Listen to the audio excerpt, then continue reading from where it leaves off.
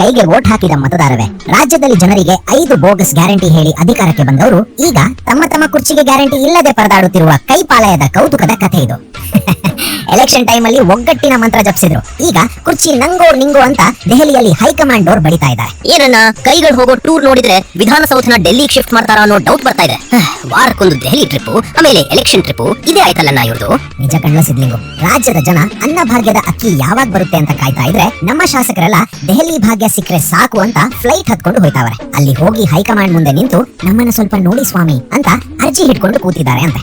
ಇನ್ನೊಂದ್ ಕಡೆ ನೋಡಿದ್ರೆ ಇವರ ಸಿಎಂ ಡಿಸಿಎಂ ಕುರ್ಚಿ ಫೈಟ್ ಬಾಲಿವುಡ್ ಸಿನಿಮಾಗಳಿಗಿಂತ ರೋಚಕವಾಗಿದೆ. ಏಯ್ ನೋಡ್ರಪ್ಪ, ನಾನೇ 5 ವರ್ಷ ಮುಖ್ಯಮಂತ್ರಿ ಕಂಡ್ರಯ್ಯ. ಯಾರ್ ಏನೇ ಅಂದ್ರೂ ಕುರ್ಚಿ ಬಿಡಲ್ಲ. ಬೇಕಾದ್ರೆ ವಿಧಾನಸೌಧದಲ್ಲೇ ನಿದ್ದೆ ಮಾಡ್ತೀನಿ, ಆದ್ರೆ ಪವರ್ ಮಾತ್ರ ಬಿಟ್ಕೊಡಲ್ಲ. ನಮ್ಮ ಸರ್ಕಾರ ಸುಭದ್ರ. ದೆಹಲಿಗೆ ಹೋದವರೆಲ್ಲ ಬರೀ ಟೀ ಕುಡಿಯೋಕ್ ಹೋಗಿರೋದು ಅಷ್ಟೇ. ನೋಡ್ರಪ್ಪ, ನಾನು ಬಂಡೆ, ಮಳೆಗೆ ಕರಗಲ್ಲ, ಬಿಸಿಲಿಗೆ ಒಣಗಲ್ಲ. ಪಾರ್ಟಿಗಾಗಿ ನಾನು ಕಷ್ಟಪಟ್ಟಿದ್ದೀನಿ. ನಾನೇನು ಸನ್ಯಾಸಿ ಅಲ್ಲ, ನನಗೂ ಆಸೆ ಇದೆ. ಹೈಕಮಾಂಡ್ ಏನಾದ್ರೂ ಕಣ್ಸನ್ನೆ ಮಾಡಿದ್ರೆ ಕುರ್ಚಿ ನಂದೆ.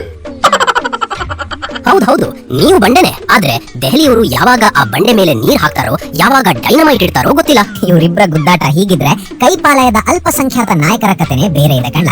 ಎಲೆಕ್ಷನ್ ಟೈಮ್ ಅಲ್ಲಿ ವೋಟ್ ಹಾಕ್ಸಿದ್ವಿ, ಈಗ ನಮ್ಮ ಮುಸ್ಲಿಂ ನಾಯಕರನ್ನೇ ಕಾಂಗ್ರೆಸ್ ಒದ್ದು ಹೊರ ಹಾಕ್ತಾ ಇದ್ದಾರೆ ಅಂತ ಶಾನೆ ಫೀಲಿಂಗ್ ಮಾಡ್ಕೊಂಡವ್ರೆ.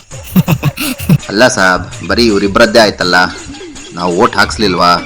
ನಮಗೆ ನಮ್ಮದೇ ಖಂದಾನಿದೆ. ದಾವಣಗೆರೆ ಬೈ ಎಲೆಕ್ಷನ್ನಲ್ಲಿ ಒಂದೇ ಒಂದು ಟಿಕೆಟ್ ಕೇಳಿದ್ದು ತಪ್ಪ? ಅಣ್ಣ, ಈ ಪಕ್ಷದಲ್ಲಿ ಎಲ್ರಿಗೂ ಕುರ್ಚಿ ಬೇಕು. ಲಾಸ್ಟ್ಗೆ ಕುರ್ಚಿಗಳು ಖಾಲಿಯಾಗಿ ಎಲ್ರೂ ನೆಲದ ಮೇಲೆ ಕೂರು ಟೈಮ್ ಬರ್ತೇನೋ. ಕರೆಕ್ಟ್ ಆಗಿ ಹೇಳಿದೆ. ಒಟ್ಟಿನಲ್ಲಿ ರಾಜ್ಯದ ಜನರಿಗೆ ಫ್ರೀ ಬಸ್ಸು ಅಂತೇಳಿ ಡಕೋಟಾ ಬಸ್ ಕೊಟ್ಟು ತಾವು ಮಾತ್ರ ವಿಮಾನದಲ್ಲಿ ದೆಹಲಿಗೆ ಹಾರಿ ತಮ್ಮ ಸರ್ಕಾರವನ್ನ ತಾವೇ ರಿಪೇರಿ ಮಾಡೋಕೆ ಟ್ರೈ ಮಾಡ್ತಾವ್ರೆ. ಏನಾಗುತ್ತೋ, ಬಂಡೆ ಮೇಲೆ ಕುರ್ಚಿ ಕೂಡ್ತೋ ಅಥವಾ ಕುರ್ಚಿ ಮೇಲಿದ್ದವರು ಬಂಡೆ ತಳ್ತಾರೋ, ದೇವ್ರೇ ಬಲ್ಲ ಕಣ್ಲ.